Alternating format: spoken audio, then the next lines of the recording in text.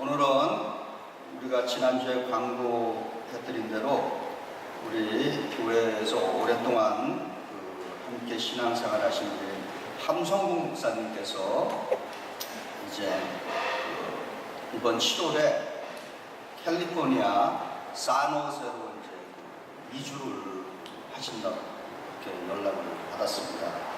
그래서 우리 함 목사님이 오늘은 어쩌면 우리들에게 고별 설교가 될 수 있는 그러한 시간입니다. 그리고 우리 함 목사님은 구약을 전공하신 구약학 박사님이십니다. 그리고 GBGM에서 오랫동안 또 사역하시고 이제 은퇴하셨습니다. 그래서 오늘 지금 읽은 저희들 그 성경 본문을 통해서 새롭게 임하시는 하나님이다라고 하는 제목으로 말씀을 전해주실 때 큰 은혜가 있기를 바랍니다. 우리 한 목사님 나오실 때 우리 주보를 이렇게 들으시고 한번 할렐루야 환영 인사해 주시기 바랍니다. 할렐루야.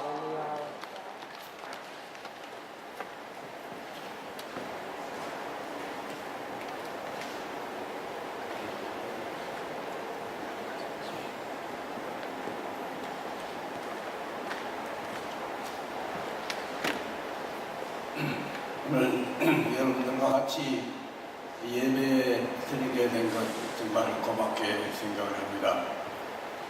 또한 이 귀한 강단에 저를 초청해 주신 이 목사님께 감사의 말씀을 드립니다.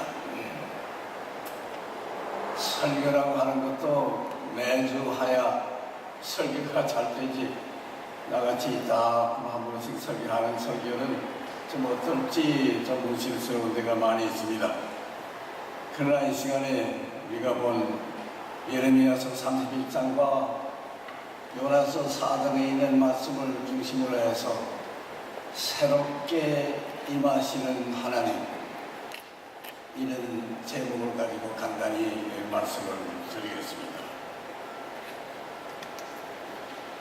우리가 겨울철을 지나고 여름철이 되면은 대개 다 밖으로 나가서 여러 가지 좋은 꽃도 심고 채소도 심고 하는 그러한 것을 많이 합니다.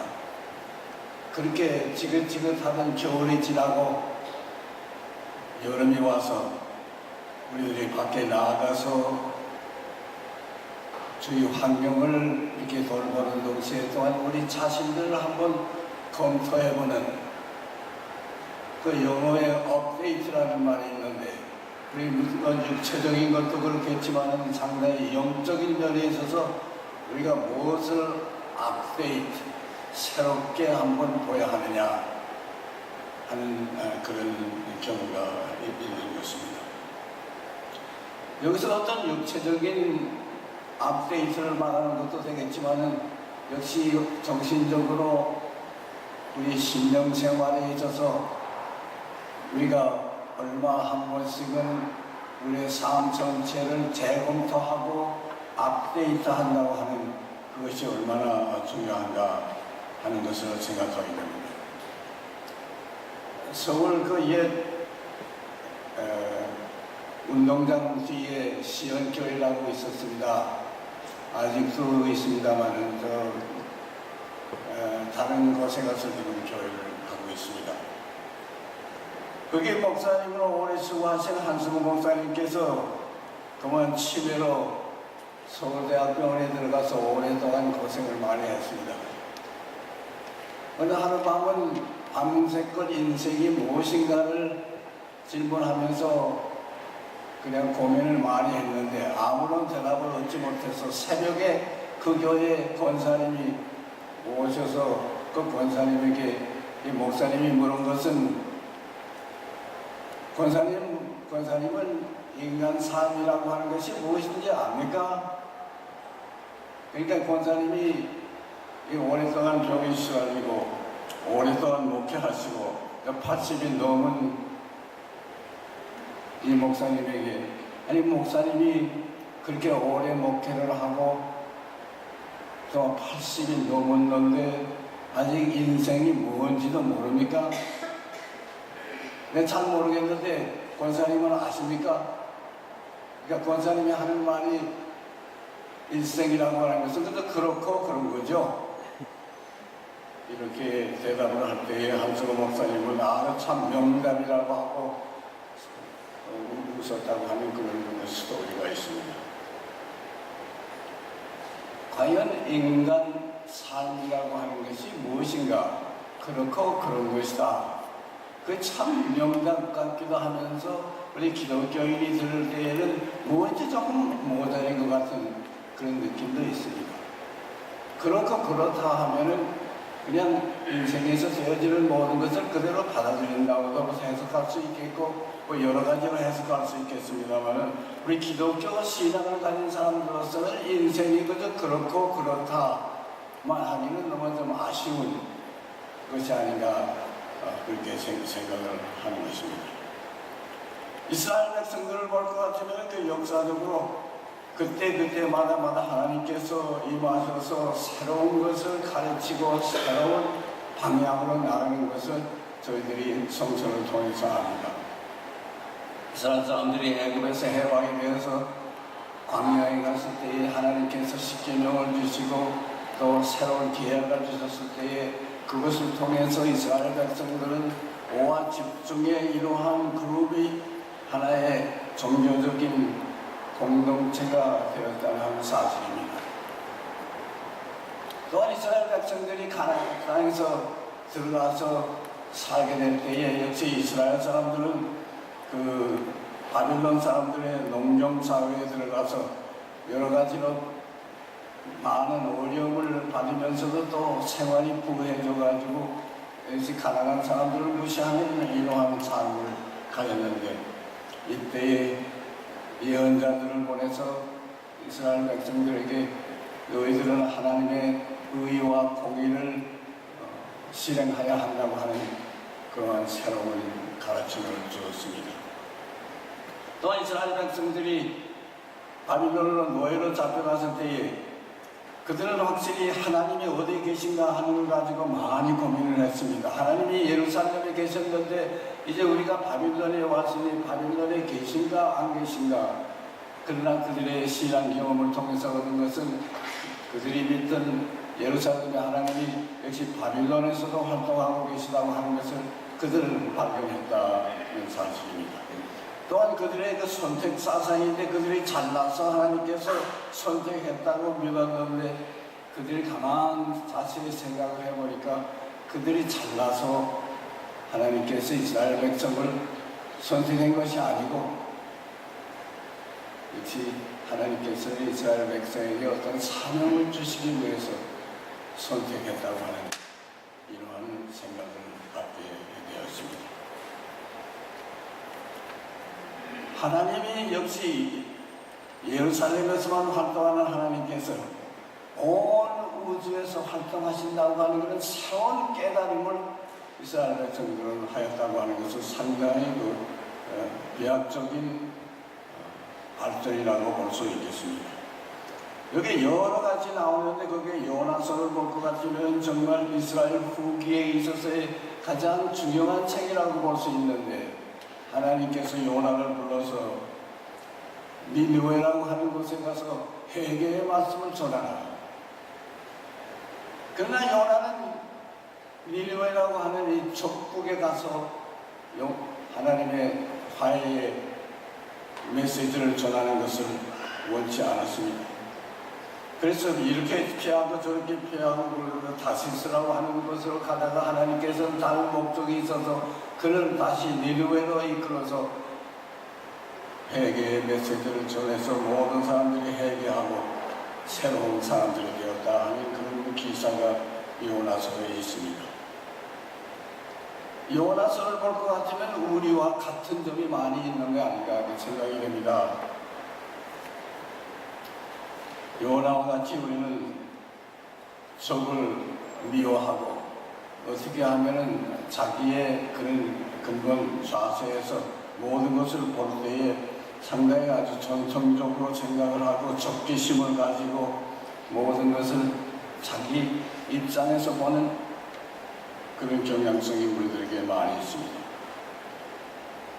요나서가 우리들에게 가르쳐주는 것은 역시 하나님께서는 우리가 생각지도 않은 그러한 새로운 개념, 하나님은 사랑이시고 하나님은 노하시면 노하시고 하나님은 용서하시는 하나님이라고 하는 요나로서는 도저히 생각도 할 수 없는 그러한 하나님에 대한 새로운 개념을 요나서에서 우리들에게 말해주고 있습니다. 우리들이 우리의 역사를 보고 새롭게 깨달을 수 있는 것들도 많이 있습니다. 우리 교회를 보아도 우리 교회는 오랜 역사를 가지고 있으면서 20년도 30년 되는 우리의 선배들이 우리가 일본 사람들에게 노예 생활과 같이 하는 이런 상황 속에서 확실히 우리는 자유할 수 있고 독립해서 살 수 있는 민족이라고 하는 것을 그들은 깨닫고 우리 선배들은 강대히 독립운동을 하였다고 하는 사실을 우리들은 알고 있습니다. 또한 1970년과 80년대 군사정권 때에는 많은 사람들이 군사정권에 시달리고 많은 학생들과 성직자들이 감옥에서 많은 고생을 하는 그때에 마라탄에 있어서 우리 교회 많은 역시 목요기도회를 조직을 해서 그 감옥에서 고생하는 사람들을 위해서 기도하고 그들을 위해서 여러 가지 재정적인 그런 도움도 주는 그런 역할을 많이 했습니다. 그때 여러 사람들이 많이 참여했는데 지금 생각해보면 한승민 장로님, 김윤철 장로님, 임승만 목사님, 이승만 목사님, 안중식 목사, 김홍준 장로, 김정순 장로, 그 외에 여러분들이 모두 기도회를 하면서 여러 가지 어려움을 당하는 사람들에게 도움을 주는 그런 일을 했다고 하는 것을 저희들은 알고 있습니다. 제가 말씀드리는 것은 역시 그 시대에 따라서 우리들이 새로운 기회가 오고 할 때 그것을 포착해서 하나님의 뜻이 무엇인가를 우리들이 발견하고 거기에 따라서 행동하는 그런 공동체가 되자고 하는 그런 말씀입니다. 오늘날 미국 사회에 있어서는 흑인들과 경찰의 충돌 같은 것도 많이 보고 여러 가지 이슈가 많이 지금 나오고 있는데 그러한 이슈에 대해서 우리 교회에서는 그것을 어떻게 보고 어떤 행동을 취할 것인가 하나님께서는 우리들과 하여금 항상 새로운 기회를 주면서 업데이트 시켜서 행동하는 교회가 되라고 우리들에게 권면하고 있습니다. 저는 이 연합감리교 여성교회를 상당히 사랑하고 상당히 좋게 생각을 합니다. 그들을 보면 역시 대개 한 앞으로의 10년 되어질 것에 대해서 그들은 생각을 해가지고 성경을 주석하는 책을 내고 그 다음에 어떤 이슈에 대한 책을 내고 그래서 모든 회원들로 하여금 그것을 읽고 이해하도록 그렇게 하는 그런 프로그램을 가집니다. 되게 알라바마나 미시시피 같은 데 볼 것 같으면 많은 그 보수적인 여자분들이 이 연합감리교 선교부에서 오는 이러한 자녀들을 아주 좋아하지 않고 그렇지만 그들은 인내의 힘을 가지고 그것을 열심히 읽고 이해하는 그것을 통해서 새로운 역사를 일으켜서 저희들이 항상 얘기하는 것은 이 연합감리교 여성교회 회원들은 다른 사람들보다 10년 앞섰다 하는 그런 말을 항상 하고 있습니다. 우리 교회에서 그동안 여러 가지 많은 것들이 있었고 많은 사건들이 있었고 근데 앞으로에 있어서의 우리 교회가 어떤 것을 새로 업데이트해서 우리가 살아나갈 것인가 이것이 우리들의 과제라고 생각을 하는 것입니다. 하나님에 대한 신앙을 새롭게 보자는 것이 제 주장입니다. 새로운 시대에 있어서 새로운 하나님께서 저희들에게 보여주시는 그 하나님의 뜻 그것을 우리들이 파악해서 그것을 이해하고 그것을 중심에서 기도하고 행동으로 옮기는 이런 것이 우리에게 중요하지 않은가 생각을 하는 것입니다. 그래서 마지막으로 역시 이러한 새로운 업데이트를 하는 데 있어서는 우리의 신앙적으로 어떻게 준비를 해야 할 것인가. 저는 예수님의 제자들의 발을 씻어서 겸손한 태도를 나타낸 것과 마찬가지로 역시 우리들이 직면하고 있는 사회에 있어서 우리의 신앙의 겸손한 태도를 가지고 역시 우리들이 모든 것을 보고 신앙적으로 겸손하게 해결해 나가자고 하는 것입니다. 시편 51편 17절에 보면 하나님께서는 원하시는 것은 재물은 깨어진 몸이라 여러 가지 짓밟힌 심령 하나님을 멸시하지 않으심이라 하고 이렇게 했습니다. 역시 예수님께서 제자들의 발을 씻은 것과 마찬가지로 우리도 역시 제자의 발을 씻는 그런 태도를 가지고 이렇게 살 때에 우리들에게도 새로운 가능성이 생긴다고 하는 그런 말씀을 드리겠습니다. 역시 둘째로 예수님께서 십자가에 돌아가시면서 그 전체를 바쳐서 희생제물로 세운 것과 마찬가지로 역시 우리들도 새로운 삶의 업데이트를 위해서는 우리 태도를 좀 더 신앙적으로 업데이트하는 예수님이 십자가에 돌아가시는 그 정신을 중심으로 해서 우리들이 살아갈 때에 우리에게도 제 희망이 있는 것이 아닌가 생각을 하는 것입니다. 우리는 항상 평화를 원하고 어떻게 하면 우리 땅에서 평화, 세계 평화를 원합니다. 그러나 그것이 잘 되지 않고 있는 이런 상황 속에서 역시 예수님께서 십자가에 돌아가신 그 정신, 그것을 중심에서 우리들이 살 때에 반드시 우리에게도 그 샬롬이 오고 그 샬롬이 모든 이웃에게 오고 이 나라에서 오고 전 세계에 올 수 있다고 하는 그런 사실을 우리들이 보면서 과연 우리들의 신앙을 새롭게 보는 이것이 얼마나 중요한가 생각을 하는 것입니다.